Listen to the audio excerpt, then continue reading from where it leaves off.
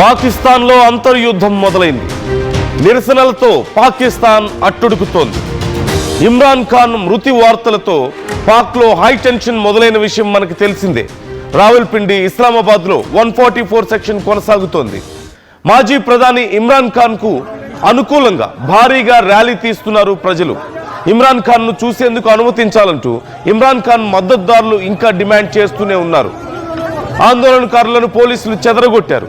దేశవ్యాప్తంగా బహిరంగ సభలు, ర్యాలీలు నిషేధించారు. అయితే మరోవైపు ఎట్టకేలకు ఇమ్రాన్ ఖాన్ను కలిసేందుకు ఇమ్రాన్ ఖాన్ సోదరికి పాక్ ప్రభుత్వం పర్మిషన్ ఇచ్చింది. ఇమ్రాన్ ఖాన్ని చూపించింది. కానీ ఇమ్రాన్ ఖాన్ విషయంలో తన సోదరి అసంతృప్తి వ్యక్తం చేస్తున్నారు. ఏదో పేరుకి బ్రతికున్నాడే కానీ సాధారణ వ్యక్తిగా లేడు అతను. చిత్రహింసలు పెడుతున్నారు, మానసికంగా చిత్రవధ చేస్తున్నారు ఇమ్రాన్ ఖాన్ని అంటూ బయటకు వచ్చి ఆవేదన వ్యక్తం చేసినటువంటి పరిస్థితి ఉంది. సో అసలు ఇమ్రాన్ ఖాన్ పరిస్థితి ఏంటి, ప్రజెంట్ అతని కండిషన్ ఎలా ఉంది, ఆయన్ని చూసిన తర్వాత వాళ్ళ సోదరి ఏమంటోంది, ఒక్కసారి తన మాటల్లోనే విందాం. वो उन्होंने बड़े गुस्से में थे, कहते हैं कि हमें ये मेंटल टॉर्चर कर रहे हैं और सारा दिन कमरे में बंद, थोड़ा सा बाहर जो निकल सकते हैं, कोई किसी से कम्युनिकेशन नहीं. कहते हैं कि आसिम मुनीर जिम्मेदार है, ये सब कुछ हो रहा है. बाकी कितनी देर मुलाकात रही है मैडम आपकी? अच्छा, सेहत उनकी ठीक है? अल्हम्दुलिल्लाह सेहत अल्हम्दुलिल्लाह ठीक है, मगर जल्दी वो उन्होंने बड़े गुस्से में थे, कहते हैं कि हमें ये मेंटल टॉर्चर कर रहे हैं और सारा दिन कमरे में बंद, थोड़ा सा बाहर जो निकल सकते हैं, कोई किसी से कम्युनिकेशन नहीं. कहते हैं कि आसिम मुनीर जिम्मेदार है, ये सब कुछ हो रहा है. बाकी कितनी देर मुलाकात रही है मैडम आपकी? अच्छा, మొత్తం మీద ఇమ్రాన్ ఖాన్ని కలవడానికి వాళ్ళ సోదరికి పర్మిషన్ ఇచ్చారు. కానీ అతన్ని మానసికంగా హింసిస్తున్నారు అంటూ వాళ్ళ సోదరి చెప్తోంది. మరోవైపు ఇమ్రాన్ ఖాన్ని చూపించిన తర్వాత కూడా తెహ్రీకే ఇన్సాఫ్ పార్టీ నుంచి కానీ లేదంటే ప్రజల నుంచి కానీ ఎందుకని ఈ నిరసనలు ఆగడం లేదు? ఈ నిరసనలు కేవలం ఇమ్రాన్ ఖాన్ కోసం మాత్రమే కాదా, ఇంకా బలమైన కారణం ఉందా ఈ నిరసనల కోసం అనే ప్రశ్న ఖచ్చితంగా ఇక్కడ వస్తుంది. ఇక్కడ రెండు కారణాలు కనిపిస్తున్నాయి. ఒకటి, ఇమ్రాన్ ఖాన్ ప్రస్తుతానికి బ్రతికే ఉన్నప్పటికీ అతి త్వరలో అతన్ని అడ్డు తొలగించుకోవాలని కొందరు భావిస్తున్నారు. ఎవరు ఆ కొందరు అనే ప్రశ్న వచ్చినప్పుడు ప్రస్తుతం ప్రభుత్వంలో ఉన్నటువంటి షహబాజ్ షరీఫ్ ప్రజల్లో తన నమ్మకాన్ని కోల్పోయారు. ప్రజలకి ఆయన మీద నమ్మకం కోల్పోవడం, మునీర్ని అడ్డు మునీర్ ఏమో షహబాజ్ షరీఫ్ని ఒక ఆట బొమ్మలాగా వాడుకుంటూ ఉండడం, ఇష్టం వచ్చినట్లుగా సైన్యం అక్కడ రాజ్యం ఏలుతూ ఉండడం, ప్రపంచ దేశాల ముందు పరువు పోగొట్టుకుంటుండడం, ఇలా ఈ విషయాలన్నీ చూసిన తర్వాత ప్రజలు ముఖ్యంగా ఆకలితో అలమటిస్తూ ఉండడం, కరువు కాటకాలతో పాకిస్తాన్ ప్రజలు అల్లాడిపోతున్నారు. ఇవన్నీ ఒక ఎత్తు అయితే అక్కడి ప్రభుత్వాలు, అక్కడ రాజకీయ నాయకులు, అక్కడ సైన్యం ఏమో యుద్ధాలంటూ పరిగెడుతుంది. సో ఇవన్నీ చూసిన తర్వాత ప్రజల్లో విపరీతమైన వ్యతిరేకత వ్యక్తం అవుతుంది. సో నెక్స్ట్ ఇంకెవరున్నారు ఆల్టర్నేటివ్ ఇక్కడ అధికారం చేపట్టడానికి అంటే ఇమ్రాన్ ఖాన్ కనిపిస్తున్నాడు. ఇప్పటికే ఇమ్రాన్ ఖాన్ పార్టీకి కొంత ప్రాధాన్యత పెరుగుతోంది. ఇమ్రాన్ ఖాన్కి మళ్ళీ పాపులారిటీ పెరుగుతున్నట్లుగా తెలుస్తోంది. అవినీతి ఆరోపణలతో ఇమ్రాన్ ఖాన్ని తీసుకెళ్లి జైల్లో వేశారు. ఇలాంటి తరుణంలో ఒకవేళ ప్రజల్లో ఇలాగే వ్యతిరేకత పెరిగితే తాము ఎక్కడ అధికారం కోల్పోతామేమో అన్న భయంతో ఓ పక్క షహబాజ్ షరీఫ్, మరోపక్క మునీర్, అసిం మునీర్ ఎక్కడ తమకి ఈ పదవులు పోతాయో, ఎక్కడ తమ పవర్ పోతుందో అన్న భయంతో ఇమ్రాన్ ఖాన్ అంతమొందించాలని ప్లాన్లో ఉన్నట్లుగా తెలుస్తోంది. దానికోసం ఇదంతా ప్లాటింగ్ జరుగుతోంది ఒక రకంగా చెప్పాలంటే. అంటే నెమ్మదిగా ఇమ్రాన్ ఖాన్ని ఏదో ఒక రకంగా అడ్డు తొలగించుకోవాలని ప్లాన్ చేశారు. మరి ప్రజలు ఎలా రియాక్ట్ అవుతారు అని ఒకసారి చెక్ చేసి చూసినట్లుగా అనిపించింది. సో ప్రజల నుంచి విపరీతమైన వ్యతిరేకత వ్యక్తం అవుతుంది.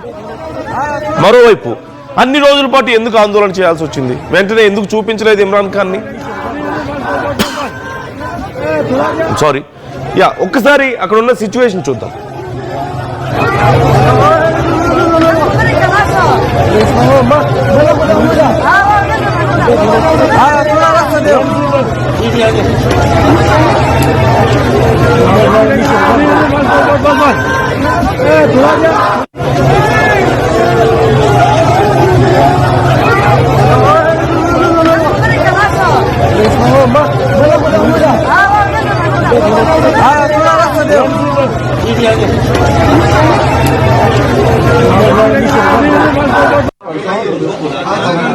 ये देख लें, एयर ब्लू का स्टाफ अपनी सिक्योरिटी के साथ मौजूद।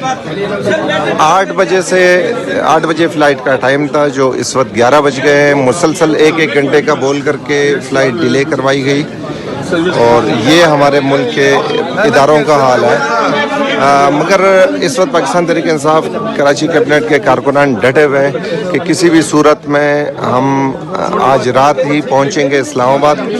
इन्होंने हमसे अभी मज़ीद आधे घंटे का टाइम लिया है कि आधे घंटे में हम आपको बताते हैं। उम्मीद तो ये है इनसे, जो हम फॉर्म 47 की हुकूमत से रख सकते हैं, कि होना कुछ भी नहीं है, सिर्फ दलासे और आसरे के सिवा अब कुछ नहीं बचा। ये देख लें, एयर ब्लू का स्टाफ अपनी सिक्योरिटी के साथ मौजूद। 8 बजे फ्लाइट का टाइम था, जो इस वक्त 11 बज गए हैं। मुसलसल एक घंटे का बोल करके फ्लाइट डिले करवाई गई।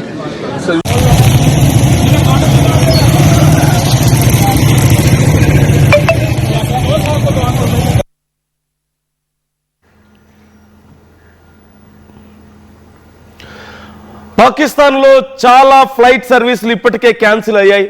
అక్కడ ప్రజా రవాణాకి ఇబ్బంది అవుతుంది. ప్రజలందరూ రోడ్ల మీదకి వచ్చారు. కేవలం తెహ్రీకే ఇన్సాఫ్ పార్టీకి సంబంధించిన వాళ్ళు మాత్రమే కాదు, కేవలం ఇమ్రాన్ ఖాన్ పార్టీకి సంబంధించిన వాళ్ళు మాత్రమే కాదు, సామాన్య ప్రజలు కూడా భారీగా రోడ్ల మీదకి వస్తున్నారు, ఆందోళన వ్యక్తం చేస్తున్నారు. అక్కడ ప్రజల మీద లాఠీ చార్జీలు అవుతున్నాయి, తీవ్రంగా కొడుతున్నట్లుగా తెలుస్తుంది. బయటకు వస్తున్నటువంటి ప్రజల మీద దాడులు చేస్తుంది అక్కడ సైన్యం, పోలీసులు. సో ఇప్పుడు అతి త్వరలో మనం చాలా రోజుల నుంచి మాట్లాడుకుంటున్నాం, ఆర్టీవీ చాలా సందర్భాల్లో చెప్పింది, అతి త్వరలో పాకిస్తాన్లో అంతర్యుద్ధం రాబోతోంది అని. ఇప్పటికే మొదలైంది ఆ పరిస్థితి. ఇది కేవలం ఇమ్రాన్ ఖాన్ ఏదో గొప్ప వ్యక్తి అని అక్కడ ప్రజలు అతని కోసం ఆందోళన వ్యక్తం చేయడం లేదు. అతని మీద ప్రేమతో ఇదంతా, అంటే కేవలం అతనుంటే ఏదో పాకిస్తాన్ అద్భుతంగా అభివృద్ధి చెందుతున్న ఉద్దేశం కాదు. ఇప్పుడున్న వాళ్ళు ఇంకా పనికిమాలిన వాళ్ళు కాబట్టి, ఇప్పుడున్న వాళ్ళు ఇక డైరెక్ట్గా టెర్రరిస్టులే అక్కడికి వెళ్ళి కూర్చున్నారు కాబట్టి. ఇమ్రాన్ ఖాన్ కూడా చేయాల్సినవన్నీ చేశాడు తప్పులు.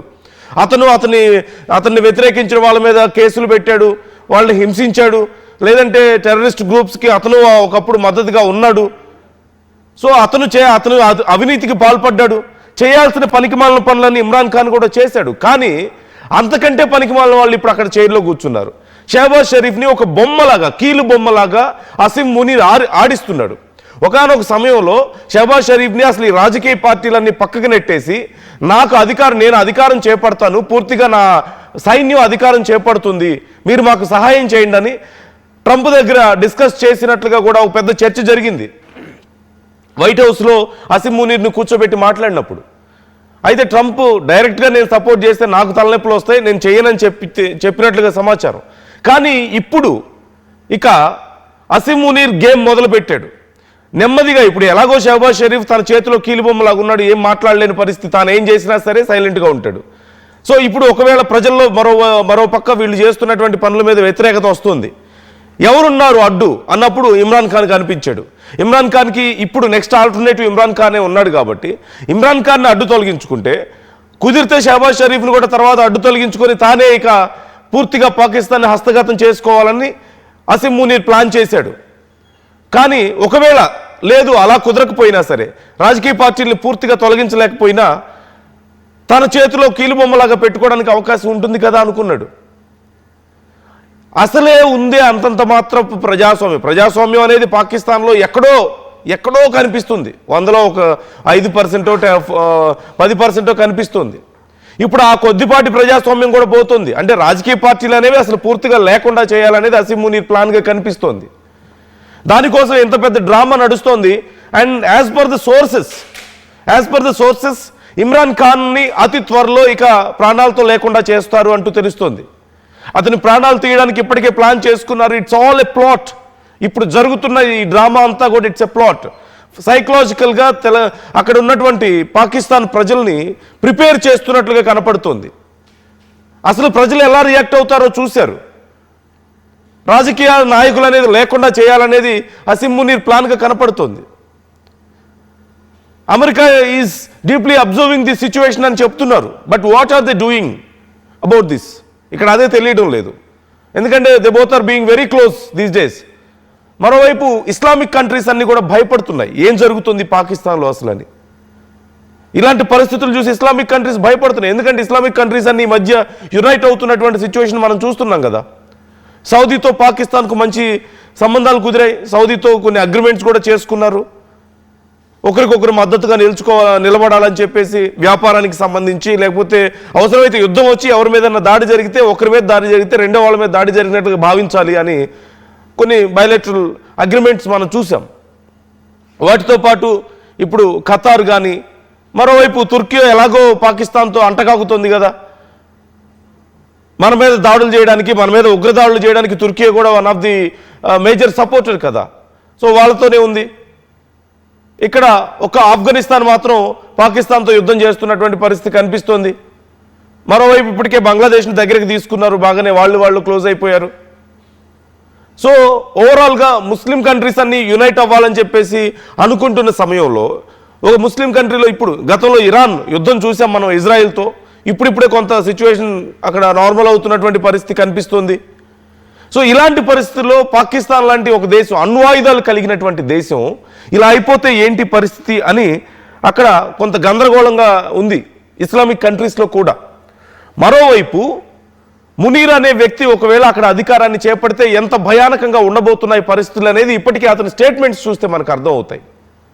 ఎందుకంటే భారతదేశం మీద దాడులు చేస్తామని ఎన్నోసార్లు చెప్పాడు. ఈ మధ్య కూడా అమెరికాలో కూర్చొని మరి మాట్లాడాడు. And there is a clear view that America is supporting Pakistan అనేది మనకి క్లియర్గా అర్థమవుతుంది.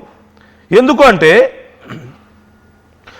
అంటే గతంలో డైరెక్ట్గా కూర్చొని అమెరికా గడ్డ మీద కూర్చొని మరి భారతదేశం మీద అణుబాంబులు వేస్తామని చెప్పినా, లేదంటే సగం ప్రపంచాన్ని నాశనం చేస్తామని చెప్పినా సరే, అమెరికా ఒక్క మాట మాట్లాడదా, ఒక ఉగ్రవాది వాళ్ళ దేశంలో కూర్చొని, వాళ్ళ గడ్డ మీద కూర్చొని ప్రపంచ దేశాలను నాశనం చేస్తామంటే అమెరికా ఒక మాట మాట్లాడదు.